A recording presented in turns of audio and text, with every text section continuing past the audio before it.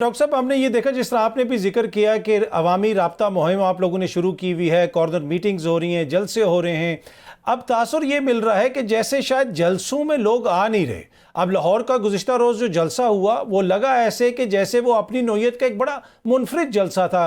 कुर्सियों के साथ झंडे बांधे हुए थे, टेबल लगे हुए थे, कांटे, छुरियाँ, चमचे, प्लेटें, वहाँ पे खाना सर्व किया गया। तो ये क्या वजह है? आवाम की अदम दिलचस्पी है, उनको राग़िब करने के लिए ये सब कुछ करना पड़ रहा है?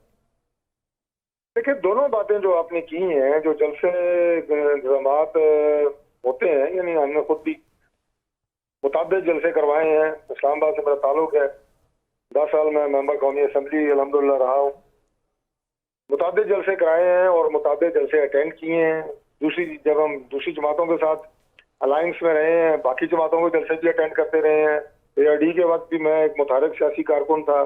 अभी PDM के भी जलसे हमने किए, अटेंड किए हैं। तो ये मैंने आपको इसलिए बताया कि ये इंतजामात का झंडे होना, ये इंतजामात का हिस्सा होता है। झंडे आप किस तरीके के साथ जलसागाह में पहुंचाते हैं, वर्कर्स उठा के लेके जाते हैं, आप जलसागाह में एक मकाम पे रखते हैं, एंट्री पॉइंट पे रखते हैं। तो ये तो जलसे की मैनेजमेंट होती है। और आपकी होर्डिंग्स लगी होंगी, लाइटें लगी होंगी। अब आप कहें जनाब के वहां तो बत्तियां भी लगी हुई थी, वो कहाँ से आ गई? जाहिर है जब जलसा रात को अंधेरे में तो नहीं होगा, उसके लिए लाइटिंग्स चाहिए, सिक्योरिटी के अरेंजमेंट्स होते हैं। और ज्यादा खाने पीने का ताल्लुक है, ये हर जलसे में टाइमिंग्स पे डिपेंड कर रहा होता है। अगर नजदीक के लोग हों तो चाय वगैरह रखी जाती है। पानी एक लाजमी जुज होता है हर जलसे का। और अगर खाने का वक्त तो, और मैं खुल के कहूंगा कि जो मेजबान है जलसे का, अगर वो अफोर्ड कर सकता है तो खाने का अरेंजमेंट भी करता है। इसमें तो कोई ऐसी बात नहीं है। तो सिंपल होता है, वन डिश हो गया, ठीक। ताकि लोग दूर दूर से आए होते हैं, रात को वापस जाते जाते लोगों को 12 बज जाते हैं। तो ये कोई एक जलसे की बात नहीं है, ये हर जलसे की इंतजामात में इस तरह की चीजें शामिल होती हैं। अच्छा, इसमें डॉक्टर साहब, इसमें मैं जरा मियाँ साहब के हवाले से भी क्वेश्चन आपसे करूंगा, लेकिन सिर्फ इतना पूछना चाहूंगा, आप नहीं समझते कि फिर तो आम बंदे के दस्तरस से सियासत बहुत दूर हो गई है? पहले तो आप सिर्फ लोगों को बुलाते थे, मंशूर बताते थे, नजरियात बताते थे। अब जलसों में अगर खाना भी खिलाना पड़ जाए तो फिर तो आम बंदा तो जलसा अफोर्ड ही नहीं कर सकता। तो फिर बस ये तो फिर अमीर लोगों की गेम है।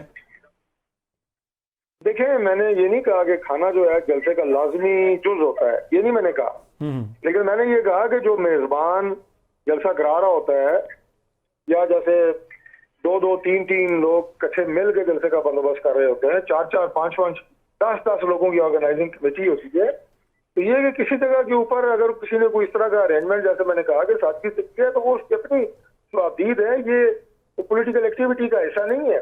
ठीक। और हमारे बहुत सारे ऐसे MNAs हैं, मैं जाती तौर पे उन्हें जानता हूँ, नाम तो नहीं लूंगा जाहिर है, लेकिन वो बहुत ही महदूद खर्चे के साथ MNA बनते हैं, कोई इतना लंबा चौड़ा खर्चा नहीं होता।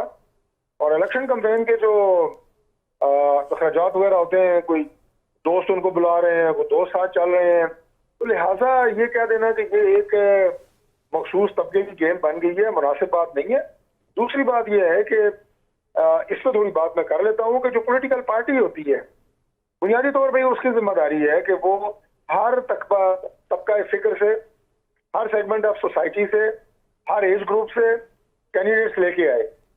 देखिए, मैं बरमला ये बात कहूंगा कि कोई कितना ही मकबूल क्यों ना हो, चंद हलकों के अलावा जहाँ पे लोग आजाद हैसियत में भी इलेक्शन लड़ते हैं, वोट हमेशा पार्टी का होता है। तो अगर पार्टी अच्छे साफ सुथरे चेहरे लेके आएगी, मुतहर्रिक नौजवानों को लाएगी, जरूर लाना चाहिए, वो इलेक्शन लड़ेंगे, जीतेंगे अल्लाह के फजल से। ठीक है।